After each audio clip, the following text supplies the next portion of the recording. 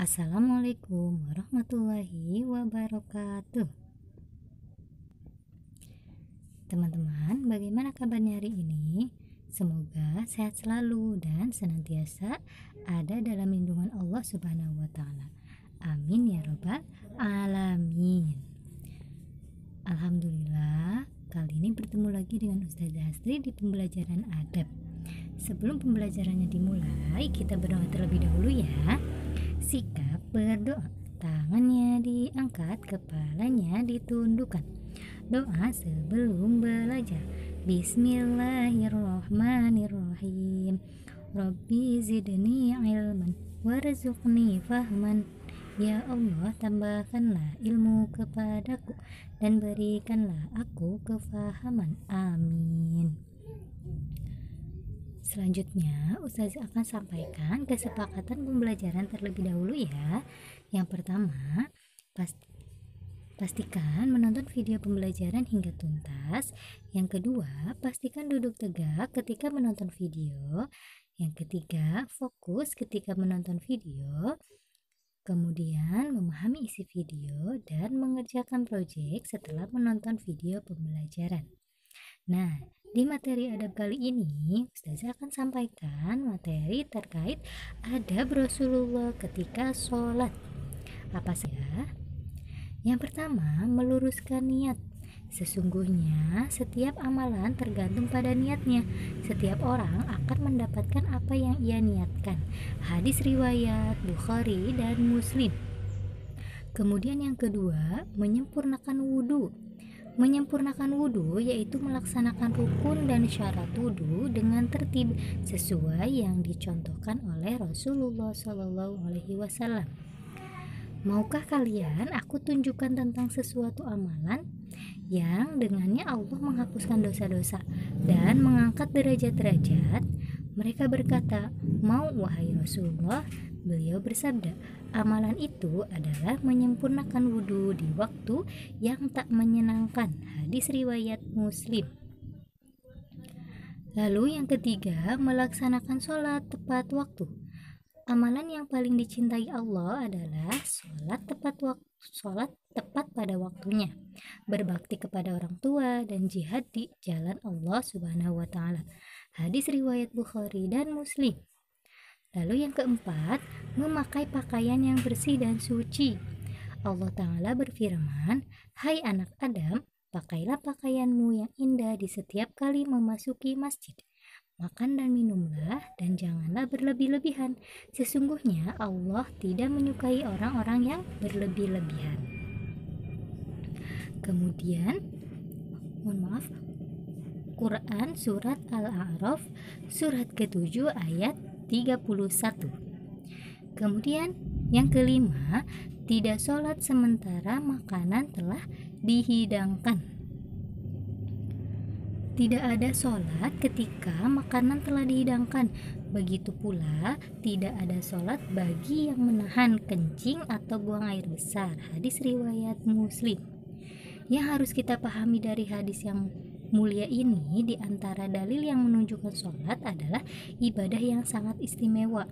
Karena sebelum melakukan sholat, syariat memerintahkan segala hal yang dapat mengganggu kehusyuan sholat hendaklah ditinggalkan terlebih dahulu. Lalu yang keenam, membaca doa ketika berangkat ke masjid. Doanya, Allahumma ja'al fi qalbi nuron waj'al fi lisani nuron waj'al fi sami'i nuron waj'al fi basari nuron waj'al khalfi nuron wa amamami nuron waj'al min fawqi nuron wa min tahti nuron Allahumma azhim li nuron. Hadis riwayat Abu Daud. Kemudian yang ketujuh, berjalan dengan tenang dan tidak tergesa-gesa. Orang yang paling banyak mendapatkan pahala dalam sholat adalah mereka yang paling jauh jarak rumahnya ke masjid, karena paling jauh jarak perjalanannya menuju masjid. Hadis riwayat Muslim. Lalu yang kedelapan, membaca doa ketika masuk dan keluar masjid. Doa masuk masjidnya, Allahumma ftahli abwaba rahmatik, yang artinya, ya Allah bukalah untukku pintu-pintu rahmatmu. Kemudian doa keluar masjidnya, Allahumma inni as'aluka min fadlik, yang artinya, ya Allah sesungguhnya aku memohon keutamaan darimu.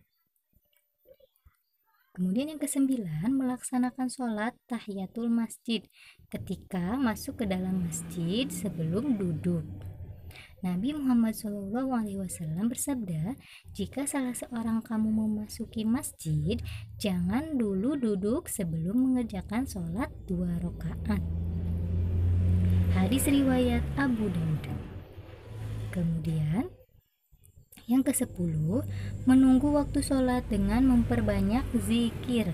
Tidaklah seseorang di antara kalian duduk menunggu sholat selama ia berada dalam keadaan suci, melainkan para malaikat akan mendoakannya.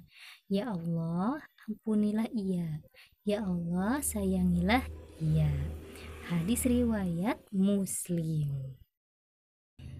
Ada hikmah pelajaran yang bisa diambil dari materi yang Ustazah sampaikan tadi, yaitu teman-teman mengetahui adab Rasulullah ketika sholat.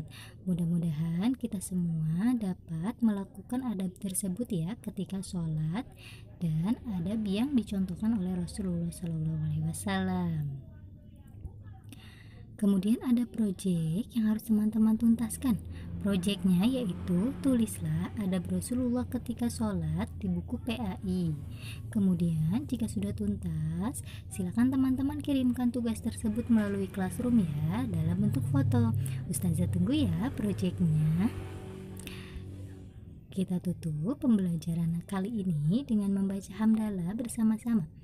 Sikap berdoa, tangannya diangkat, kepalanya ditundukkan. Membaca hamdalah bersama-sama. Alhamdulillahirabbil alamin. Segala puji bagi Allah Tuhan semesta alam. Amin. Terima kasih teman-teman. Selamat mengerjakan proyek. Tetap semangat belajar di rumah dan tetap menjaga kesehatan ya. Wassalamualaikum warahmatullahi wabarakatuh.